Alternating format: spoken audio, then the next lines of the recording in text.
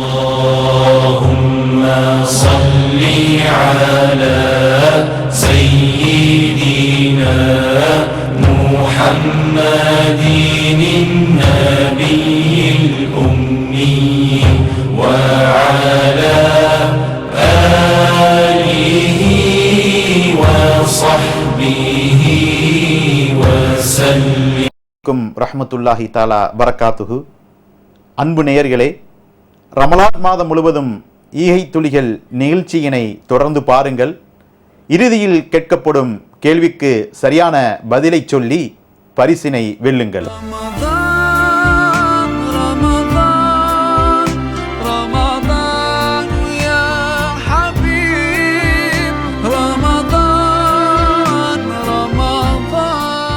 அல்ஹம்துலில்லாஹ் அல்ஹம்துலில்லாஹி நஹ்மதுஹு வ நுஸல்லி அலா ரசூலிஹில் கரீம். எல்லா புகழும் அல்லாஹ் ஒருவனுக்கே. அல்லாஹ்வின் தூதர் ஸல்லல்லாஹு அலைஹி வஸல்லம் அவர்கள் மீதும் அவர்களுடைய அன்பு தோழர்கள் மீதும் உலக முஸ்லிம்கள் அனைவர் மீதும் முக்கியமாக இதோ உரையாடி கொண்டிருக்கின்ற என் மீதும் உரை கேட்டுக்கொண்டிருக்கின்ற உங்கள் மீதும் அந்த ஏக இறைவனின் சாந்தியும் சமாதானமும் என்றென்றும் உண்டாகட்டுமாக. என் அன்பு பெருமக்களே, ஒரு கவிஞன் இவ்வாறு சொன்னான்: மனிதன் பறவைகளைப் போல ஆகாயத்திலே பறக்க பழகிக்கொண்டான், மீன்களைப் போல தண்ணீரிலே நீந்தவும் கற்றுக்கொண்டான், ஆனால் மனிதனாக வாழத்தான் கற்றுக்கொள்ளவில்லை என்பதாக. மனிதனாக இந்த உலகத்திலே எப்படி வாழ வேண்டும் என்கின்ற வழிகாட்டுதலை இஸ்லாம் நமக்கு வழங்கியிருக்கின்றது. இஸ்லாம் என்பது ஒரு மதம் அல்ல, மாறாக இஸ்லாம் என்பது ஒரு வாழ்வியல் நெறி. Way of Islam, way of life. Islam காட்டுகின்ற வழி இருக்கிறதே, வாழ்க்கையை எப்படி வாழ வேண்டும் என்கின்ற வாழ்வியல் நெறியின் பெயர்தான் இஸ்லாம். இஸ்லாம் ஒரு மதம் அல்ல. மதம் என்றால் சடங்கு சம்பிரதாயங்களின் தொகுப்பிற்கு சொல்வோம். ஆனால் இஸ்லாம் என்பது ஒரு வாழ்வியல் நெறி. அது அடுப்பங்கரை முதல் ஆட்சி பீடம் வரை, நகம் வெட்டுவது முதல் நாடாளுவது வரை இஸ்லாம் தொட்டு பேசாத துறையே இல்லை எனலாம். இன்றைய சொற்பொழிவினிலே மனிதர்கள் ஒருவருக்கொருவர் எவ்வாறு பழக வேண்டும், தங்களுக்குள் உறவு முறைகளை எவ்வாறு அமைத்து கொள்ள வேண்டும் என்பதை குறித்து ஒரு சில தகவல்களை உங்களோடு நான் பகிர்ந்து கொள்ளப் போகின்றேன். இந்த உலகத்திலே சக மனிதர்களோடு பழக வேண்டிய கட்டாய நிலையிலே நாம் இருக்கின்றோம். இஸ்லாம் இதற்கும் அற்புதமான வழிகாட்டுதல்களை வழங்கி இருக்கின்றது. சமீபத்திலே என்னை மிகப்பெரிய அளவில் பாதித்த ஒரு புத்தகம் ஒன்று உண்டு. Emotional intelligence. நண்பர் சோம வல்லியப்பன் அவர்கள் எழுதிய இந்த புத்தகம் எனக்குள் மிகப்பெரிய மாற்றத்தை ஏற்படுத்தியது.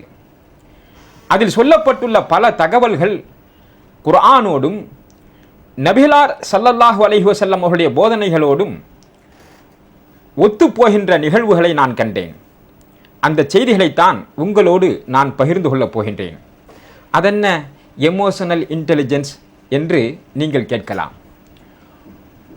உணர்ச்சிகளை பற்றிய அறிவுத்திறன் என்று சொல்லலாம், அல்லது உணர்ச்சிகளை எப்படி நிர்வாகம் செய்வது என்பதை குறித்த அந்த ஸ்கில்லுக்கு பெயர்தான் எமோஷனல் இன்டெலிஜென்ஸ் ஸ்கில் என்று நாம் சொல்கின்றோம்.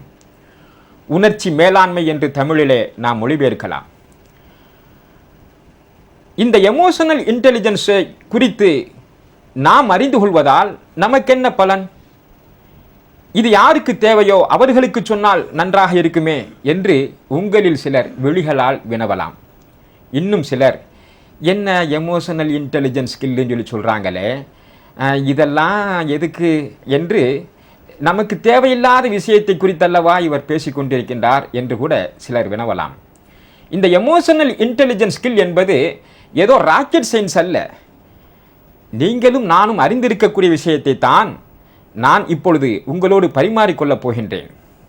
பொதுவாகவே உலகம் முழுவதும் வாழுகின்ற மக்கள் ஒரு மனிதனுடைய வெற்றிக்கு ஐக்யூ முக்கியமானது என்பதாக விளங்கி வைத்திருந்தார்கள். ஐக்யூ என்றால் படிப்பு, அறிவு, புத்திசாலித்தனம், இவற்றைத்தான் ஐக்யூ என்று நாம் அழைக்கின்றோம். ஒரு மனிதனுடைய வெற்றிக்கு படிப்பு, அறிவு, புத்திசாலித்தனம் இவையெல்லாம் இருந்தால் போதும் அவன் வாழ்வில் முன்னேறி விடுவான் என்று உலகம் முழுவதும் எண்ணிக்கொண்டிருந்த பொழுது சில மனிதர்கள் விதிவிலக்காக இருக்கக்கூடிய காட்சிகளை நாம் காணுகின்றோம். அதென்ன? நாம் அனைவரும் ஒரு பாடலை செவியேற்றிருப்போம். புத்தியுள்ள மனிதரெல்லாம் வெற்றி காண்பதில்லை, வெற்றி பெற்ற மனிதரெல்லாம் புத்திசாலி இல்லை என்பதாக. என்ன பொருள்? எத்தனையோ மனிதர்கள் புத்திசாலிகளாக இருக்கின்றார்கள், ஆனால் அவர்கள் வாழ்வில் போதிய அவர்களுக்கான அரியாசனத்திலே அவர்கள் அமரவில்லை. அவர்களுக்கு போதுமான பதவியை அவர்கள் பெறவில்லை, உயர்ந்த அந்தஸ்திலே அவர்கள் இல்லை. அதே நேரத்திலே எத்தனையோ மனிதர்கள் வெற்றி பெற்று விட்டார்கள், ஆனால் அவர்கள் பெரிய புத்திசாலிகள் என்று நாம் சொல்லிவிட முடியுமா? முடியாது. இந்த பாடல் மக்கள் மத்தியிலே மனங்களிலே இடம் பிடித்ததற்கான காரணம் இதிலே சொல்லப்பட்டுள்ள கருத்து. புதுக்கவிஞன் ஒருவன் அழகாக சொன்னான், படித்தவன் பள்ளிக்கூடத்திலே பாடம் நடத்துகிறான், படிக்காதவனோ பள்ளிக்கூடமே நடத்துகின்றான் என்பதாக. அதென்ன? இப்ப படித்தவன் பள்ளிக்கூடத்திலே பாடம் நடத்துகின்றான் என்றால் சரி, படிக்காதவன் பள்ளிக்கூடமே நடத்துகின்றான் என்றால் இதிலே யார் உயர்ந்த நிலையில் இருப்பது? படித்தவனா படிக்காதவனா? சம்பளம் கொடுப்பவன் உயர்ந்தவனா, சம்பளம் வாங்குபவன் உயர்ந்தவனா? யார் உயர்ந்த நிலையில் இருக்கின்றார்கள்? யாருடைய நிர்வாகத்தின் கீழ் யார் இருப்பது? படிக்காதவர் நிர்வாகம் செய்பவர் உயர்ந்தவரா, நிர்வாகத்தின் கீழ் இருப்பவர் உயர்ந்தவரா?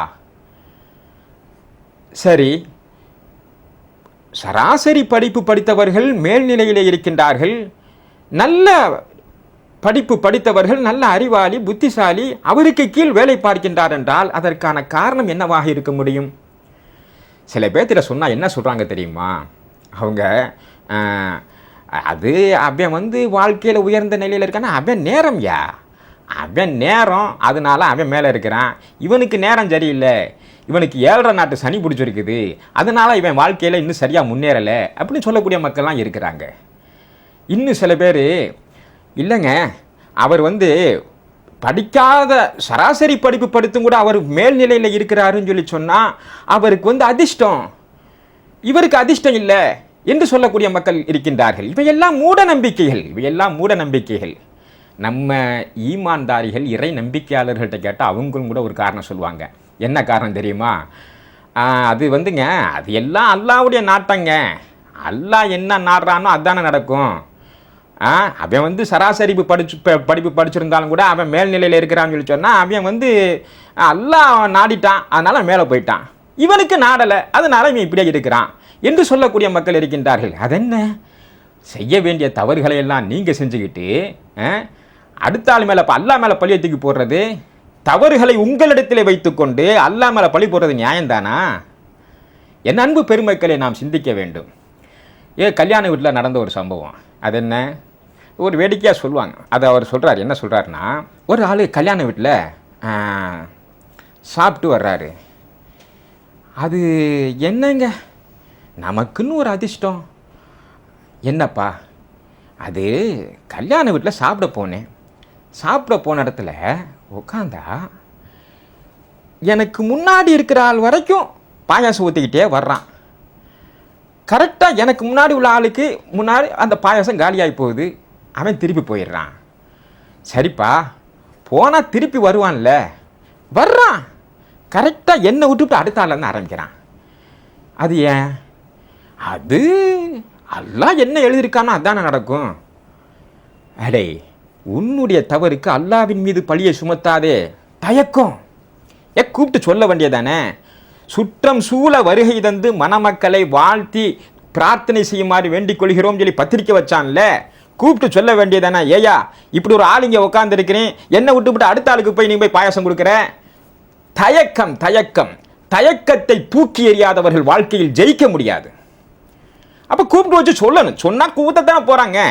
அப்போ நாம் சரியான முயற்சிகளை செய்யாமல் நமக்கான தேவைகளை நம்மை படைத்த இறைவனிடம் கேட்டு பெறாமல் அந்த இறைவனின் மீது பழி சுமத்துவது எந்த வகையிலே நியாயம்? அப்ப நம்முடைய தவறுகளுக்கு இறைவன் மேல் பழி சுமத்தக்கூடாது. சரிங்க, சாதாரண படிப்பு படித்தவர் உயர்ந்த நிலையில் இருக்கின்றார், பெரும்படிப்பு படித்தவர் கீழ்நிலையில் இருக்கின்றார் என்றால் அதற்கான காரணம் தான் என்ன? உண்மையான காரணம் தான் என்ன? மேலை நாட்டு அறிஞர்கள் இது குறித்து மிகப்பெரிய ஆய்வு செய்தார்கள். மிகப்பெரிய ஆய்வு. நூற்றுக்கணக்கான நிறுவனங்களிலே பல்லாயிரக்கணக்கான தொழிலாளர்களை பரிசோதனை செய்து உண்மையை கண்டுபிடித்தார்கள். பொதுவாக இஸ்லாம் என்பது, குர்ஆன் என்பது ஒரு விஷயத்தை குறித்து நாம் மிக துல்லியமாக ஆய்வு செய்து சரியான விடையை கண்டுபிடித்தால் அந்த முடிவு குர்ஆனோடு ஒத்துப்போகின்ற நிகழ்வுகளை ஏராளமாக காணலாம். நபிகளார் போதனைகளோடு ஒத்துப்போகின்ற காட்சிகளையும் காணலாம். இந்த மேலை நாட்டு அறிஞர்கள் ஆய்வு செய்தவர்கள் அற்புதமாக கண்டுபிடித்து சொன்னார்கள், இந்த சராசரி படிப்பு படித்தவர் இவர் உயர்ந்த நிலையில் இருக்கின்றார் என்றால் இவருக்கு இவரிடத்திலே படித்தவரிடத்திலே இல்லாத சில நல்ல பண்புகள் இவரிடத்திலே இருக்கின்றன, எனவே இவர் உயர்ந்த நிலையில் இருக்கின்றார். இந்த சராசரி படிப்பு படித்தவர் இருக்கின்றாரே, இவரிடத்திலே இருக்கக்கூடிய அந்த ஸ்கில் இந்த படித்தவரிடத்திலே இல்லை. ஒரு மனிதன் வாழ்வில் வெற்றி பெற வேண்டும் என்றால் அவன் கல்வியில் உயர்ந்தால் மட்டும் போதாதுங்க. கல்வி, அறிவு கண்டிப்பாக தேவை, புத்திசாலித்தனம் கண்டிப்பாக தேவை. ஆனால் ஒரு மனிதனுடைய வெற்றியிலே இதனுடைய பங்களிப்பு எத்தனை சதவிகிதம் இருக்க போகிறது? அறிஞர்கள் சொல்கின்றார்கள், ஒரு மனிதன் வாழ்வில் உயர்வதற்கு புத்திசாலித்தனத்துடைய பங்களிப்பு வெறும் 20% தானா. அதை தாண்டி மற்ற விஷயங்கள் எல்லாம் தான் மீதமுள்ள 80% தீர்மானிக்கின்றது என்று சொல்கின்றார்கள். அதென்ன 80%? மிக முக்கியமான பங்கு வகிக்கக்கூடிய விஷயம் என்னவென்றால் எமோஷனல் இன்டெலிஜென்ஸ் ஸ்கில்.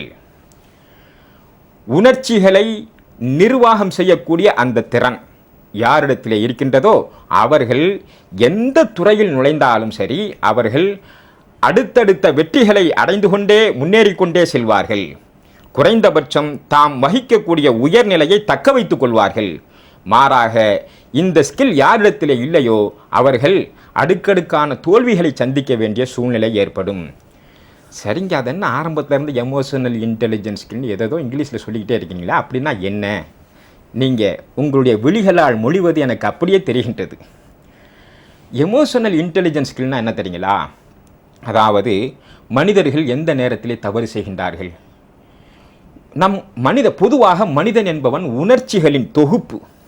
பலதரப்பட்ட உணர்ச்சிகள் மனிதனுக்கு உண்டு.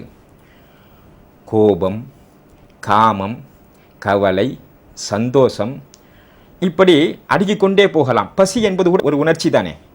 இந்த உணர்ச்சிகள் உச்ச நிலையை அடையும் பொழுது மனிதர்கள் தவறு செய்து விடுகின்றார்கள்.